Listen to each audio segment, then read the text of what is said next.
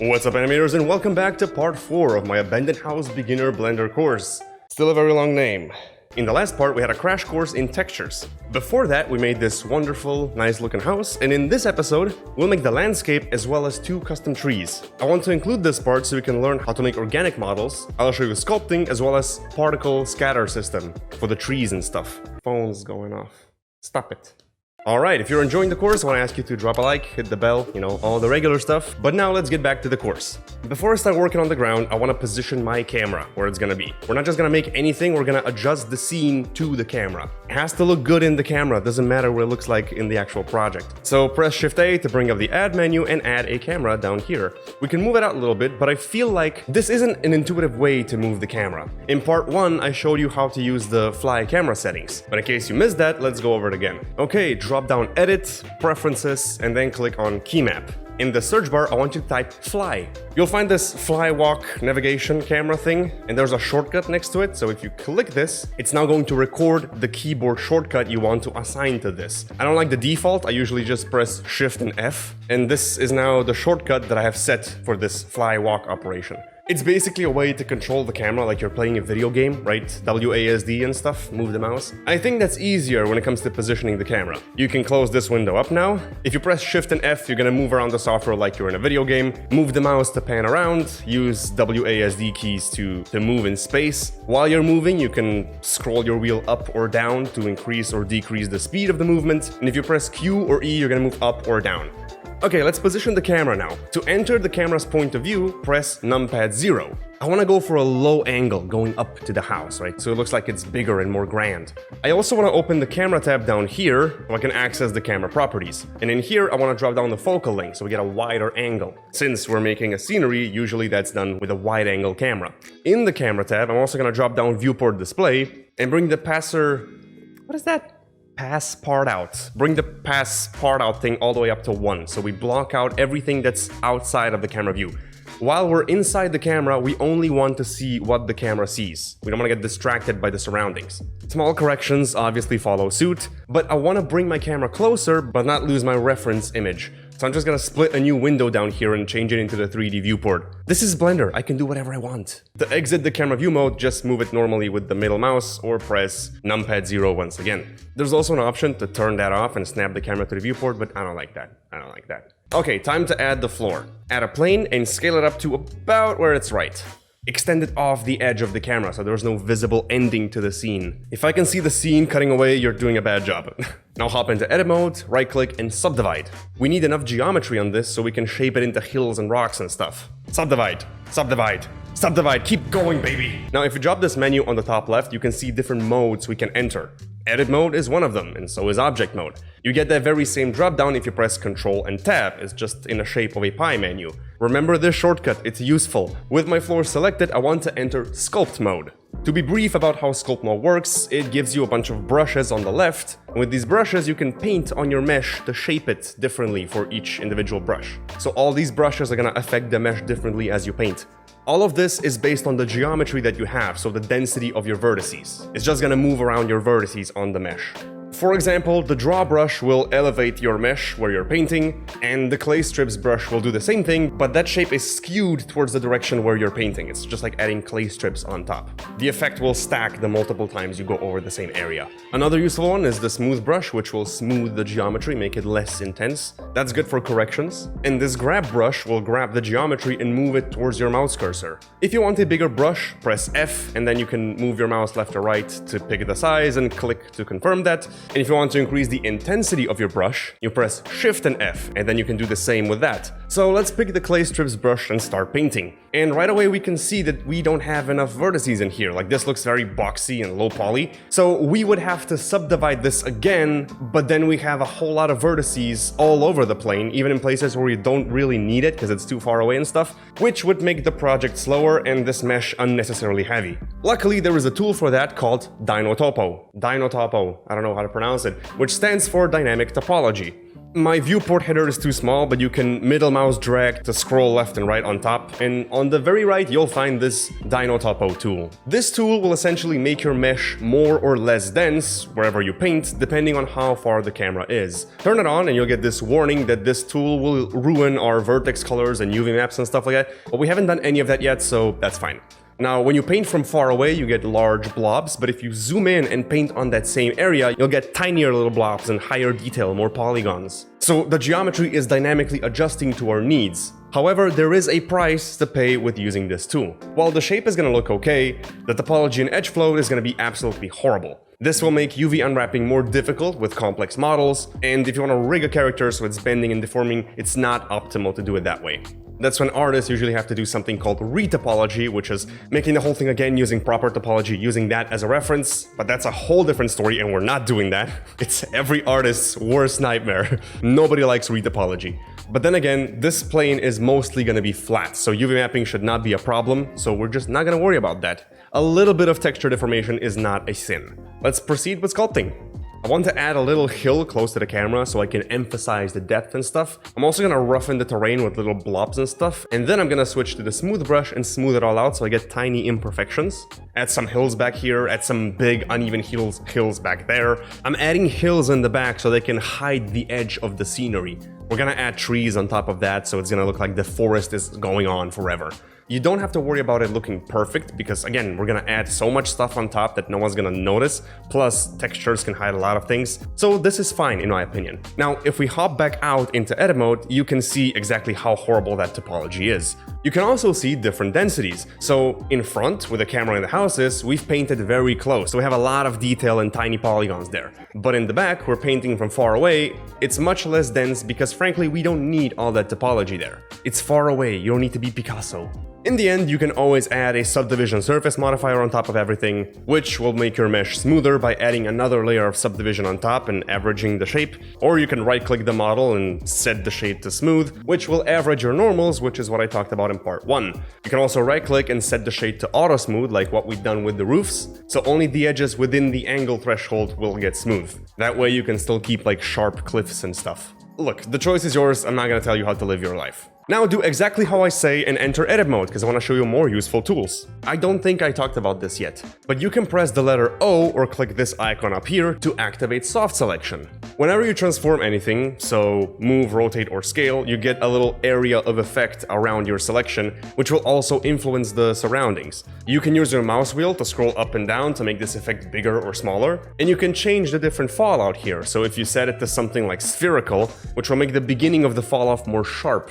So if you pull something out, it's gonna resemble the silhouette of a sphere. Something like sharp will be more gradual and focus more on the very middle point, and so on. There's also the random fall off, which will just randomly affect everything in the surroundings, so that's interesting if you ever want to randomize anything. But yeah, just saying, that tool is there if you want to use it. Now that the house and the ground is done, I'm gonna make a new project to keep the file structure organized, and I'll bring this project into the main project later when we're done. Now I'm gonna show you two methods of making trees, starting with the more straightforward one, which takes longer. Open up a new scene and use the general layout. Once opened, save the project as tree1 or something in the same model folder. Let's start by making the main trunk, so we're gonna add a mesh circle. Don't confuse that with a curved circle, because that's a different thing. It has to be a mesh circle. Now, as you add anything, you get this little box here so you can customize what it is. And if you accidentally clicked away, you can press F9 to bring it back, as long as adding that thing was the last operation you made. The F9 button brings up the options for the last operation. I'm gonna give this circle 64 segments so it's got more detail. Now imagine this circle as being the bottom of the tree trunk, and we're gonna extrude it up later. No tree is perfect, so we have to deform this a little bit. So select a vertex and turn on soft selection. I'm gonna move it on the X and Y and select a new vertex and move that, and just play around until I get a shape that kind of resembles the trunk of a tree. Once you're happy, go into the edge mode, select everything and extrude it up on the Z-axis and then scale it in a little. Oh, you can also turn off soft selection at this point. You can adjust all the changes if you want and then extrude again and repeat the process. Trees are organic, so things should be imperfect and uneven. So don't worry about it too much as long as it resembles the shape of a tree, but here is another useful tool that can help you. You can press F3 to open the search bar and type in to sphere. This will turn your mouse into a slider, basically. So the more you slide towards the right, the more your selection will resemble a sphere. But in this case, because all the edges are on the same plane, it's gonna be more of a circle. You can gradually add this to every extrusion you make. So on the bottom, it resembles roots, and the closer up the top you get, the more it's rounded and stuff. Keep doing this until you get something like this. Right-click, Shade Smooth, and now we're gonna enter Sculpt mode again. We're going to adjust this so it looks more organic and random and less precise and technical. We're also not gonna use the Dino Topo this time. So you can use the Smooth brush to smooth things that are too sharp, and you can also add more loop cuts in Edit mode if you feel like you don't have enough geometry to work with. Use the Draw tool to add new bumps, use the Inflate tool to blow an area up, or emphasize the existing bumps or make the trunk thicker. You can also access the Smooth brush by just holding Shift while you paint, so you don't have to click on the Smooth brush over and over. Any brush you have, if you hold down Shift, is gonna turn into the Smooth brush. Now you can use the Clay Strips brush to add new shapes on the tree. I think this is the best brush if you want to add detail to things. You can also use the Grab tool to manipulate parts of your mesh and so on. There's no tutorial for this. I can show you how the brushes work and what they do, but the actual value comes from you knowing what trees look like. Which I'm assuming you do. And of course you knowing what kind of shape you want and getting as close to that with using these tools. You want a sharp edge? Draw something with the clay strips and use the smooth brush with a very low intensity to correct it. You want a really sharp edge? Use the crease brush. You want a soft edge? Just go ham with the smooth brush. Or give it a little nudge with the draw brush or the grab brush and so on. Get familiar with the brushes and create the shape you want. There's not much I can do here except explain how they work. Now the trunk looks nice, but I'm going to be duplicating this tree around a lot, so it would be very helpful if we could decrease the amount of polygons in this. Because if I copy this 1,000 times, that's slowly going to add up and my computer is going to crash. Luckily for that, Blender has the decimate modifier. When you apply it, you have this slider, which is set to 1. 1 is basically like 100% of all the quality, and the closer you drop that to 0, it's like a percentage value, like 0 is 0 and 1 is 100%. So if we set this down very low, the model barely feels affected, but we've actually removed 80% of all the vertices. So pick a point where you feel like the quality of the tree is still unaffected, but you've still removed a lot. This is also a good time to rename our tree and rename the collection it belongs to, so we stay organized. Organization always. Now add a cylinder, scale it down on different axes, rotate it and bring it up. This will be a branch. Scale up the starting point for gradual thickness, and then add loop cuts and shape them in the way you want. You're making the shape of a tree branch and you already know how all these tools work, so I don't have to hold your hand. Shape it the way you want. If something is too sharp, add a bevel. This is the beauty of 3D. No one can tell you what to do. This is your tree. But do shade smooth in the end, because that looks better on an organic model. Now I feel like this branch is a little too dense, so I'm gonna delete every other edge. But first, I'm gonna go into face mode and select the cap of the cylinder, so the end. Then I'm gonna drop down face and click on poke faces. This will add a pole in the center with every adjacent vertex around it connecting to it. Now I'm gonna go to the edge mode and hold down Alt and click to select the entire row, then hold Shift as well to add to my selection. Select every other one, press X and dissolve edges. Again, this tree is gonna be a background element with lots of leaves on it and it's gonna be duplicated a lot, so we have to spare with the poly count or my PC is gonna melt. Rename the branch. Now select both your objects with the main trunk being the active selection. Again, the active selection is the brighter outline. Then press Ctrl P to parent and select parent. Now if you move the trunk, the branch is going to move with it, but they're both individual objects. Now let's make the second branch with a curve so I can show you how curves work as well. Add a Bezier curve, and if you hop into isolation mode by pressing the / key and then hop into edit mode, you'll see that it's not made of polygons, but it's made of 2 points with so-called Bezier handles. Some people say Bezier, but this is a French word, so it's Bezier. Ho ho ho. If you move the point, the curve will smoothly adjust to the changes. You can also rotate the points, which will rotate the Bezier handles, and the curve will get pulled in that direction. The Bezier handles are pulling on the curve. Let's bring this curve up to the tree. Hop into edit mode and rotate this point on the z-axis by -45 degrees, so it's now pointing straight, and bring it to the trunk. Move these points around to create a shape of a curve. You can also rotate them in all 3 axes to get a more interesting shape. You can select multiple points and right-click subdivide, which will give you a new point in the center, which you can move independently from all the others. You can scale the points up and down to increase the influence of the Beziers. But now if you go into the curve tab, drop down geometry, and in this round thing you can see here, increase the depth, which will give thickness to your curve. You can also fill the caps, so the end of the curve is going to be filled. By selecting your curve points in edit mode, you can press Alt and S, which will let you scale up the radius of the curve. This way you can change the thickness of your curve so it's not identical all the way around. It looks much more interesting this way. Now I'm going to subdivide these two just so I can get a point in the center, just so I can use it as a radius to make this more interesting. Play with the curve until you get something nice looking, and boom! We have a branch. Just maybe put it elsewhere so it's not completely in line with the other curve.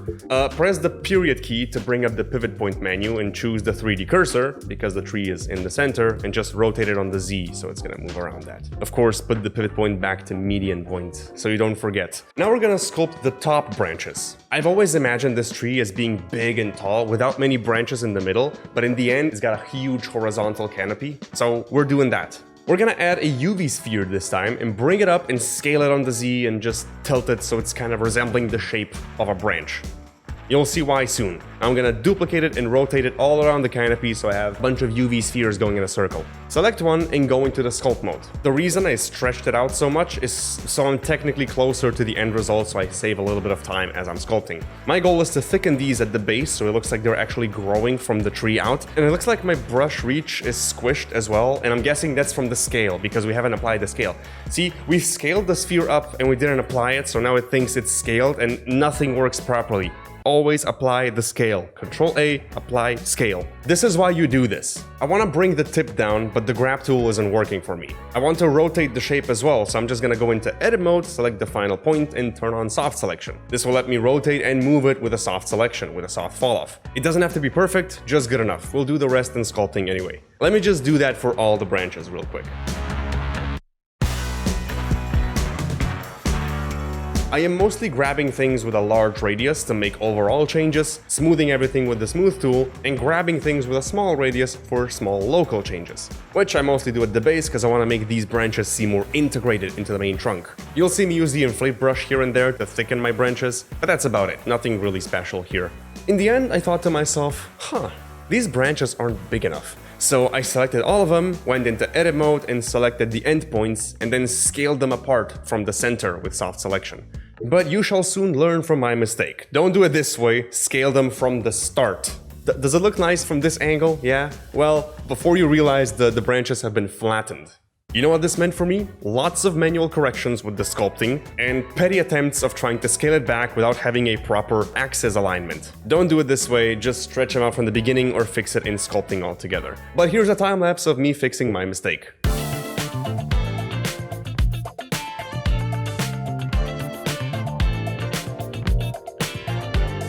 Now this looks cool and all, but we can all tell that the branches are not really connected to the tree. So select all of this and press Ctrl J to merge them into a single object. This is necessary. Now that this is all one object, I'm gonna hop into sculpting again, and up here you can see this remesh setting where you can set the resolution and everything as well. I'm gonna ignore all of that and just hit remesh. As you can see, this changed the topology of our trunk so everything is actually connected, but it totally destroyed our tree. That's because in order to properly remesh something, it needs to be a closed object. And we made this from a circle, so there's a hole in the bottom and a hole in the top. So undo this, go into edit mode, select the top rim of the tree and press F to fill, then select the face, drop down face, poke faces so it's properly connected, and do the same thing on the bottom as well. So now we have a closed mesh. Go into sculpt mode and try to remeshing again, except this time we'll change the voxel size to 0.05. All you need to know is the bigger the voxel size, the less resolution you'll get. I would explain in detail, but it doesn't really matter too much. Big number, low resolution, yes. Now the branches are properly connected, but we need a final set of sculpting corrections to make it look nicer. This is ugly. I'm mostly going to smooth the connections here and maybe emphasize the fact that they're growing out of it. And I'm also gonna smooth the top because it looks kind of glitchy and nobody wants that. But after this is done, I'm gonna add another decimate modifier to this because we just got a whole bunch of geometry back. Now set it to something very low where the tree still feels detailed enough. Now I'm gonna drop down this arrow and click apply. This will bake the modifier directly onto the mesh. Like there's no modifier anymore. This is it. This is what the mesh looks like. I told you the modifiers create fake geometry, but once you apply them, everything is baked into the scene like this is a model without any trickery in the background. This is it, right? I did some extra corrections in sculpt mode. Always go back for corrections. But long story short, here's my tree. I know a tutorial looks fancier when everything works on the first try, but the reality of the situation is that it doesn't work like that. We all try 100 different things and try 20 different hues of color that look absolutely the same in the end, but all these tiny little tweaks add up in the end and the result is that much better. Take your time, try things out, tweak things all the time and get to the end result. There's nothing wrong with trial and error. This is a part of the process. Now let's add leaves. And for that, we're going to keep it simple by making the branches out of a textured image and just scattering them on the tree. In the second method, we're going to make them properly and see the difference that makes. I'm simply going to hop onto Google image search and type in branch texture. Then under tools, I can drop down color and set it to transparent. This way you'll always get actual PNG images instead of those fake ones with gray squares. Who thought of that? Why is that a thing? Whoever did that should go to jail. Stop right there. This is so stupid. Anyway, find a nice looking picture and save it in your textures folder. Back in Blender, we're gonna make use of the images as planes add-on, which is also pre-installed by Blender, so if you want to turn it on, go to Edit, Preferences, Add-ons, and type Images as Planes, or you're gonna find it. Just turn it on. Then press Shift-A and add an image as a plane, browse for the texture, and it's gonna appear as a normal plane, so if you want to see it, you have to enter Material mode. We're gonna use a hair particle system to distribute this image on the tree, and it's going to appear on the surface of the tree from the origin point. So I'm gonna hop into edit mode and move this up on the y-axis, so the origin point is where the branch starts. Since this is where it's gonna appear from, I want the branch to appear at its root. Now select the tree and hop into the Particle Properties tab. We haven't touched on this yet. Click this plus to add a new particle system and rename it Branches. Then swap it from the emitter, which will emit particles from the tree, into hair. This is gonna summon a whole bunch of hair on your tree. This will make sense in a moment. We'll change every single one of these hairs into the image, because we can do that. But we only want these to appear on the top of the tree, not all over the tree. So we need to draw a mask where this hair is gonna appear. Okay, turn off the particles for now so they're not in the way. And then on the top left with the modes drop down, or again, if you press Ctrl Tab, I want you to go into weight paint mode. This turns your tree blue and your mouse becomes a brush. You can still scale it by pressing F, and the strength and the weight options are up on the top. I keep hitting my microphone, I'm so sorry. We're just going to paint the top of the tree. The mask will show a heat map gradient where the color red is a value of 100%, and the color blue is 0, so none. And all the other colors are just values in between of that. The goal is to paint the top red. I'm also gonna leave a little bit of a gradient below for a smoother transition. Alright, but hop back into object mode, and in the object data tab, you can see that there's been a new vertex group. This is your weight paint. I'm gonna rename it to something that makes sense and then hop back into my particle properties. Now, to use this mask, I'm gonna scroll all the way down where it says vertex groups. This is where you can plug different maps to affect your particles in different ways. We want to control the density where they appear, so I'm just gonna click on that and apply that mask. Because we only painted the top, the particles only appear on the top. Now let's drop the overall number of the particles, and under the render dropdown, here in the render as, we're gonna change that into object. So instead of these paths, these hairs, we're gonna render all of those as individual objects, and we can pick which object that is. You can guess 3 times what I'm gonna pick. Of course, the tree branch, that's the whole point.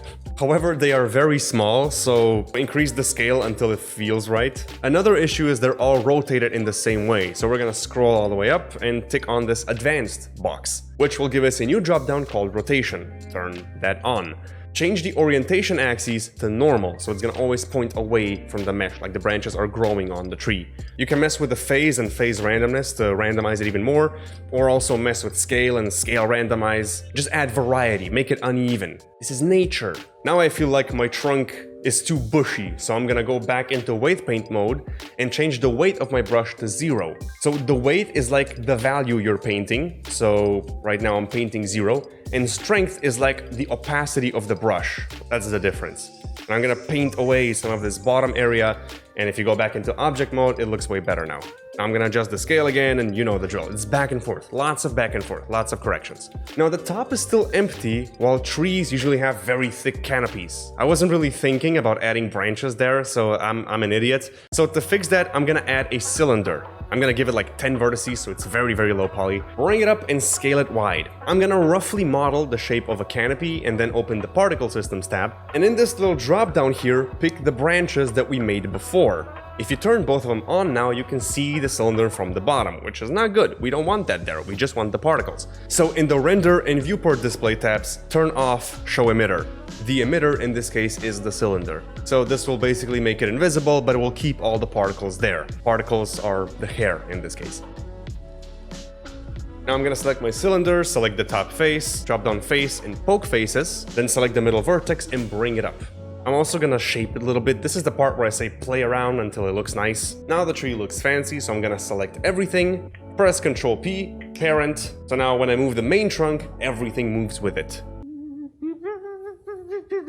Now let's apply the leaves to the branches as well, but quicker this time, because I've already done it twice and you guys know the drill at this point. Select the branch, give it a particle system, select the branches one, but now they're using the same particle system, so if I try to reduce the overall amount of particles, it will also go down on the other one. To avoid this, I'm gonna click this number next to the particle system. This number tells you how many other objects are using the same particle system, and by clicking it, it's going to make a duplicate for this object. So it's not using the same one, but it's a duplicate particle system which is independent from the ones that the rest are using. Rename it, drop the particle number, weight paint the area where you want them, rename the vertex group, select the vertex group for the density input, then mess with the particle number, the scale, and maybe fix the weight paint if you don't like it. Now the other branch is made of a curve, and you can't apply particle systems to a curve, so right-click, select Convert To, and click Mesh. Now the curve has turned into a mesh, and from here we just repeat all the previous steps, add the particle system, and boom, we've got a little tree. For the textures, I'm simply gonna find them online. We're not gonna play any of those procedural shenanigans that I showed you in the previous episode, because while it gives you way more control and it's non-destructive, it's also very confusing for a beginner tutorial like this, and unless you're good at it, it looks awful. So usually I like to rely on image textures. Normally, I would use Substance Painter to paint a custom texture, but this is a Blender tutorial, so I'm not allowed to use anything else. For my textures, I'm gonna use this free and amazing site called polyhaven.com. Here you can find free PBR textures, HDRIs for the lighting, as well as models made by the community. I'm in the texture section and I want to browse for bark. Sorry. Granted, this is a free site, so we're not going to find a million variations for everything, but for what we just made, this is more than enough. I'm gonna pick this one. You get a nice preview of all the different texture maps, and up here you can pick the resolution and format and simply click download. You'll get a zip file in which you'll find the Blender project as well as all the textures, so just drag the textures out. Now I was filming this part on a different device, so I just put them in my references folder, but I made a new folder for the textures later and put it in there. Don't let that confuse you, stay organized, don't put them in the references. Textures! Back to the tree, select the trunk and open the Material Properties tab. Then click New to add a new material. Rename it. That's even more important for materials, so you don't end up with 50 different materials all named the same thing and you don't know what is what. Please rename your materials. Now open up a new window on the side and turn it into the shader editor. Press N to close this stupid sidebar, and we should see the principal BSDF and the output node. We're gonna connect our PBR textures in here, just like I showed you in the previous part. You can do that by simply drag and dropping everything in. We're gonna use the diffuse map. That's the one that's usually colored. It's either called base color, diffuse, or albedo. You'll find that in the naming convention. The roughness map, which usually has rough in its name, but sometimes you'll get gloss instead of that, and you have to invert this one if you want it to work. And the normal map, which is called normal. We're not gonna use the displacement map because that usually makes things very laggy, and we already have all the bump information we need from the normal map, so we can just ignore the displacement. If we Control-Shift-Click on a node, we can preview it, thanks to the Node Wrangler add-on, which I've explained in the last part. Always have it on, or you're under arrest. But if you preview this, it shows you one color instead of the texture. Why is that? Well, remember, we made this from a mesh circle. This circle was made up of only edges. It has no faces, therefore it has no UVs. So we have to UV unwrap this first. Change the shader editor into the UV editor and hop into edit mode. I've shown you a rough breakdown in part 3, and based off that you can tell that the topology here is absolutely horrible when it comes to UV unwrapping, because of the decimate modifier that we used. We are not retopologizing the tree, that's gonna take eons, alright? But there is something we can do to help us here. Because the tree is very cylindrical, I'm just gonna press A to select everything, and then press U for the UV dropdown. Instead of the normal unwrap, I'm gonna use cylinder projection. This is gonna try to project the image from an invisible cylinder around the object. This is perfect for the tree, except the top branches are going out horizontally, so they're gonna get deformed if you try to project. Imagine it like an actual video projector, just physically projecting from the side. That's basically what it's doing. So the top is gonna get deformed. But the top branches are far away from the camera, in the dark because of all the shade of the leaves, and covered with leaves. So no one's gonna see that, and I'm perfectly happy with this. Let's come back to the shader editor, and now I realize that the texture is repeating a lot, and I don't like that. So I'm gonna split this again, so I can have both the shader editor and the UV editor, so I don't have to jump back and forth. I'm gonna cheat a little bit by scaling the UV map down on the y-axis. This will actually stretch the textures, which is usually not a good thing. But by doing that, I'm gonna decrease the amount of repetitions on the texture. I need to find a golden balance of where the texture is stretched, but not enough where it's noticeable. Now to connect the textures. The diffuse texture goes into the base color, obviously. Now is also the time to Control-Shift-Click the principal BSDF to preview it, so we can see what the texture is actually doing. The roughness map goes into the roughness, but as I've said before, this is a black and white image. It doesn't have any color information, so change the color space into non-color. And finally, the normal map, which also needs to be set to non-color, because this is not color information, this is bump information. And like I said before, we have to run it through a normal map first, so we can transfer the color data into vector data, so we can plug it into the normal input. You're gonna hate me because I'm gonna split this again, because I need the UV editor again.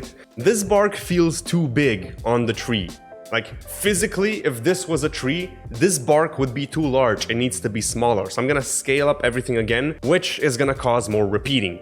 And to get rid of this vertical tiling on the tree, I'm just gonna turn on soft selection and select the top section of the tree and just move it left and right a little bit. Don't exaggerate, because this is very obvious when you exaggerate. I'm also gonna make it more warped all over the place. But again, don't exaggerate. There's only so much you can do with a tiled non-procedural texture, so we just have to say there's gonna be a lot of different trees in there and no one's gonna notice. Select one of the branches, go into the Material tab, and click on the drop-down to assign it the tree bark material we just made. Hop into Edit mode, bring up the UV editor, press U to bring up the UV menu, and I think I'm just gonna Smart Project this one.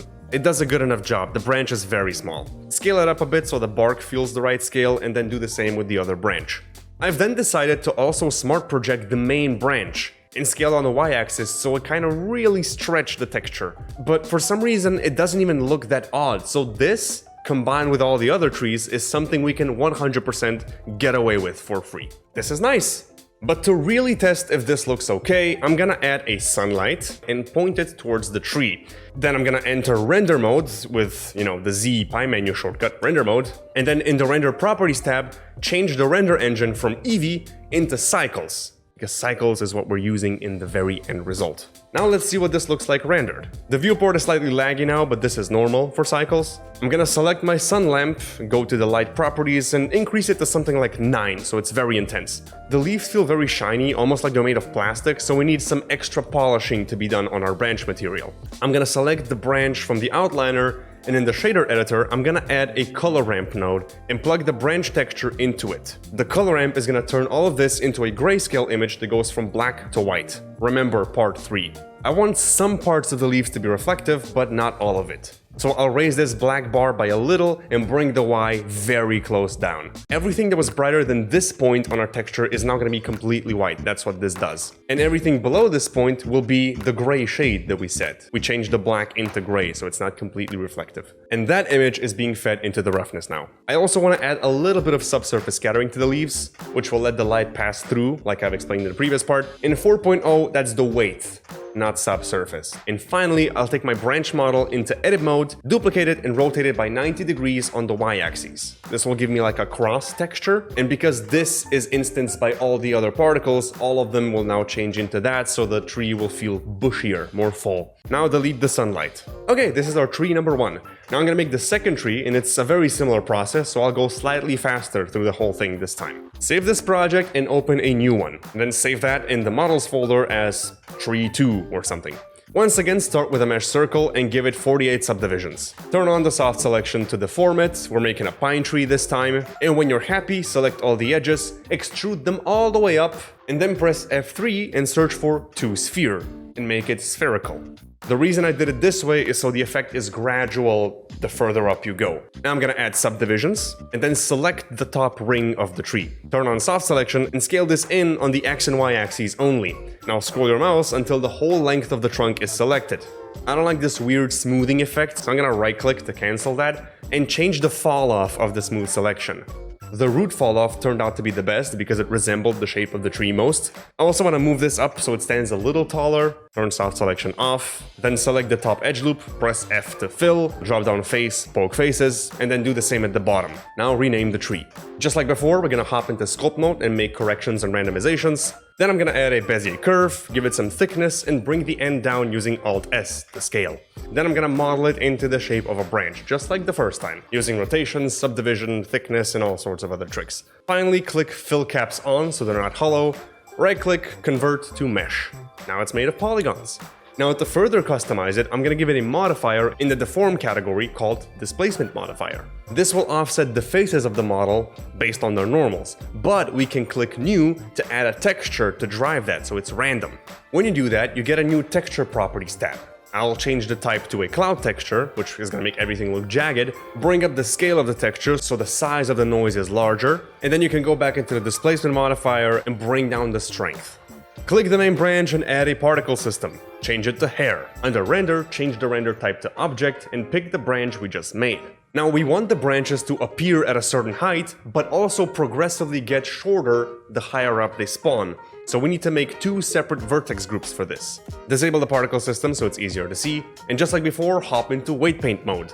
Paint the area where you want the branches to appear, and we get this vertex group, which I'll rename. And since we need two, I'm gonna click this plus icon to make the second one, and make sure it's selected before you start painting. Also, rename it. You have to do that. Organize your projects. When will you learn? Now this one is for the length attribute. So we need a mask that starts at 1 on the bottom and slowly goes down the further up you go. Never 0 because we don't want infinitely small branches, but close to 0. So I want to introduce you to a new tool. Remember, if you press T, you can open up the tools sidebar. I want to show you the gradient tool. You can see what it does by click and dragging. It makes a gradient from 1 to 0 from where you begin to where you end. So all you gotta do is start somewhere in the bottom and drag it all the way up, slightly above the tree so it never reaches 0. And this is exactly what we needed. We have a mask that goes from 1 and slowly drops the higher up you go, but never goes down to 0. Because infinitely small branches are not okay. Hop back into object mode, turn on the particle system. Before I add all the vertex groups, I want to set the rotation. So tick on advanced and rotation and turn this to normal. If you have strange result with the rotation, you can always just rotate your original object and then apply that rotation. By applying that rotation is the same thing as if you rotated the whole thing in edit mode. As long as it has no object transformations on the rotation, it thinks this is what the object always looked like. Now drop down the vertex groups and plug in your density and your length. You can still tweak the scale and the scale randomness, and you can also still go into edit mode and modify the original. Now let's find some more textures on polyhaven.com. I'm gonna pick a 2K resolution and yoink that bad boy, put it in my super organized project folder. That's my biggest pride. Select the tree trunk, give it a material, rename it, drag all the textures in, ignore the displacement because we don't need it, set the roughness and normal maps to non-color, plug the diffuse and roughness, add a normal map node, plug that in, open up the UV editor, select the tree, cylinder project. This time there's no weird branches on the top, so this should work even better than before. Scale the UV map up or down to determine the size of the bark. You can also scale it on only one axis, just be careful because this can make the texture look stretched. Again, just like before. I'm also gonna scale the bottom of the UV apart using soft selection, because the base of my tree is thicker and I want the density of the bark to always be the same. Do the same for the branch, and this time I'll use the original UVs because it was made from a curve, which already has some nice looking UVs by default. It seems to be rotated the wrong way, so I'm gonna rotate it by 90 degrees. Again, you can type R90. I'm gonna scale down each axis to see which way is right, and it looks like it was the x-axis. I got the right deformation, and the density felt pretty good, so I didn't scale it up and down. Now we need to add smaller branches, but only on the new branches, not on the main trunk. So we somehow need to separate this main trunk and all of these branches into two separate objects. I'm going in the Modifier tab, and under the Particle System modifier, I'm gonna click Make Instances Real, and also apply the Particle System modifier. This will change all of these particles into actual geometry. So all of these branches are now completely individual. Now I can delete the original branch and select everything, then deselect the main trunk with Shift, and now I want to merge all of those, but to do that I need an active selection. So select any one of these and press Ctrl J. You need an active selection so Blender knows into which one of these objects it's gonna merge all of them. Add a curve, shape it into a branch, give it thickness, mess with the radius, convert it into mesh, give it the Bark 2 material, scale and stretch the UVs, select your existing branches, give them a hair particle system, decrease the number, make it render your new branch, mess with the scale and scale randomness. Now we also want these shorter at the top, just like the previous ones. Make a new vertex group, copy into weight paint, make a gradient going up, set that vertex group as the length input. In the modifier tab, make the instances real and apply the modifier.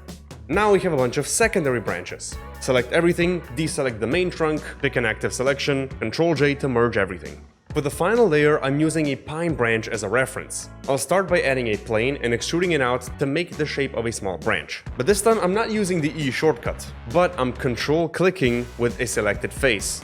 This is a much more efficient way to make something organic and random, because you can add the extrusions way quicker and they don't follow any alignment order but where your mouse is. Obviously, adjustments are short to follow. Now, I've told you about the period key for different pivot offsets, but if you press the comma key, you can pick different orientations. For this example, I'm gonna select normal because the X, Y, and Z coordinates are gonna be aligned to the normals of the face. So X is not gonna be universal X, it's gonna be based on the rotation of the face. Grab one of the ends, enable soft selection, and tick on Connected Only. This will only affect parts of the mesh that are actually connected, even though the other parts are closer, but they're not directly connected, so they're not going to be affected by this. Now scale the face down on the X and Y axes using the normal orientation. This will scale the face in. Use your scroll wheel to increase the effect so the whole branch gets thinner as it gets to the end. Scale it down in edit mode and bring it down to the origin point, just like before.